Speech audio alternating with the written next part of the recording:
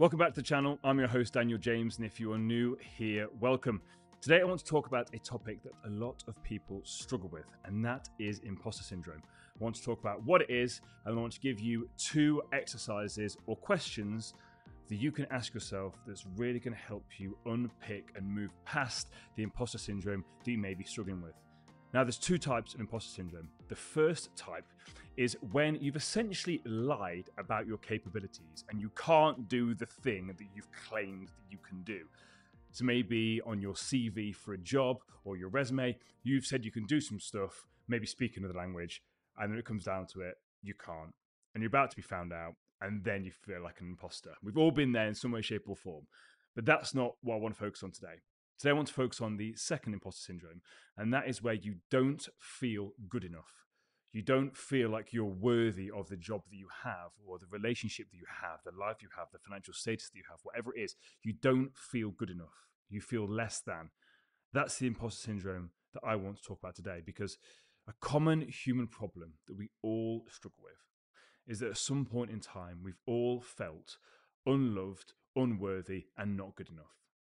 So if you've ever felt any of those 3 things, congratulations, you're human, because we've all struggled with them. The problem is no one talks about it. So we think we're the only one. And what this does is when we're feeling this lack, we're feeling not good enough, we're not worthy, we attach a meaning behind it.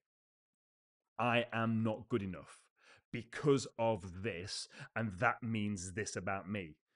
So what fundamentally, let's take it to the green screen here. What we have is this I am statement. I am X. And normally that X statement is something unkind. It's not nice.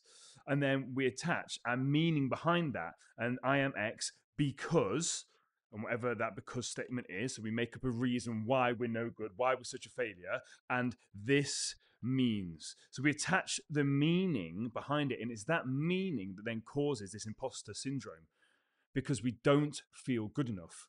And then from there, from this place of lack, like we're not good enough, this then causes us to focus on only the lack. And this can come from childhood as well, because normally when we're younger, what we're doing here, essentially, let's break it down with imposter syndrome. We're trying to seek external validation.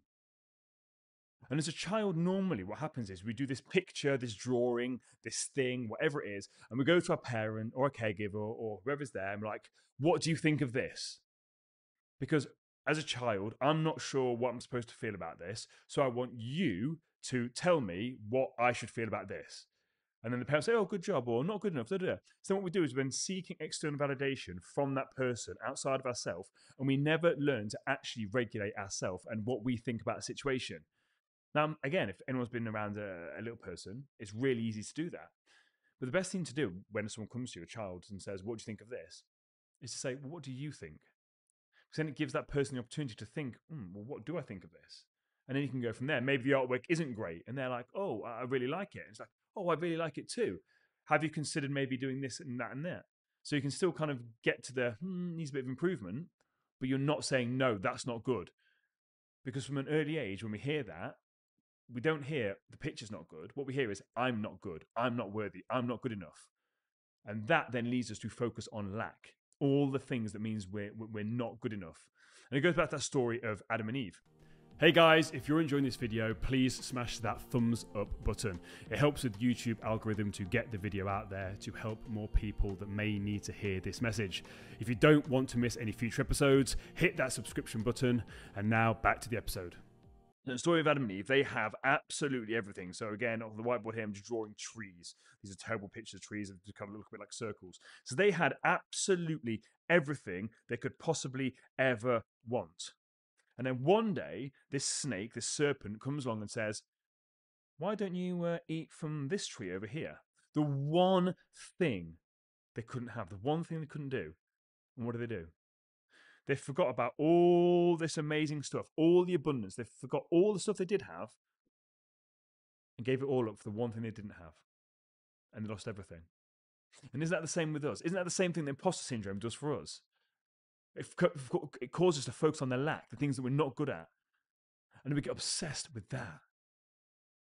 And we lose sight of all the amazing things that we do have, all the amazing things that we are good at, and that do mean that we are worthy of this thing, this relationship. Because again, in relationships, oh, I'm not good enough. I don't deserve this. When actually, if you look at all the evidence, look at all the facts, you do. Who are you not to deserve this? Because this imposter syndrome leads to us playing small. There's that amazing quote. What are you afraid of? Our deepest fear is not that we're inadequate. Our deepest fear is that we are powerful beyond recognition. It is our light and not our darkness that most scares us. So many times we play small because we're afraid of actually stepping into the amazing human being that we actually are. That's what scares us the most. So we play small and we allow that imposter syndrome to creep in and cripple us. So how do we overcome this imposter syndrome? Now, again, that's something that I work on in the Ascend coaching program and take my clients through. But I want to share 2 questions for you to think about that's really can help you with this. The first one is, I would like you to list examples of unrealistic expectations that you place on yourself that fuel your imposter syndrome. And then I want you to challenge, and here's the thing with this list you get, challenge whether meeting them proves your self-worth. So challenge whether meeting them proves your self-worth.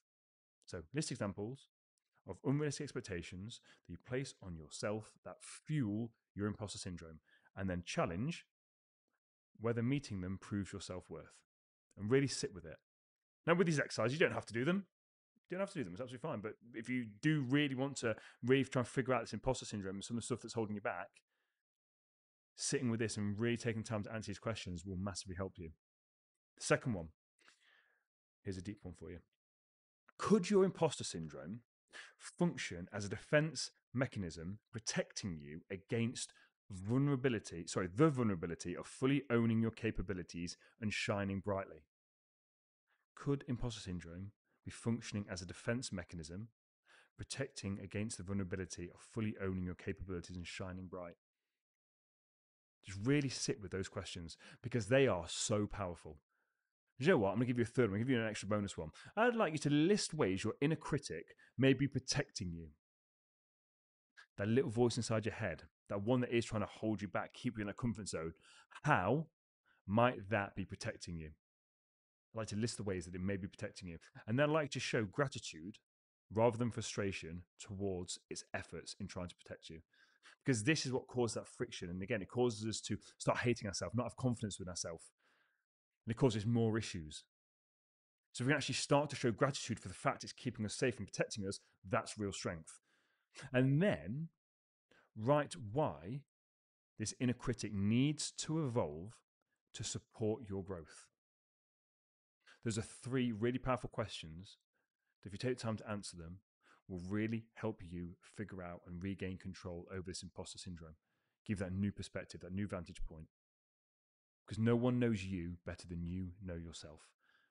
If you know anybody that's struggling with imposter syndrome, don't forget to like and share this episode with them. Until next time, take it easy.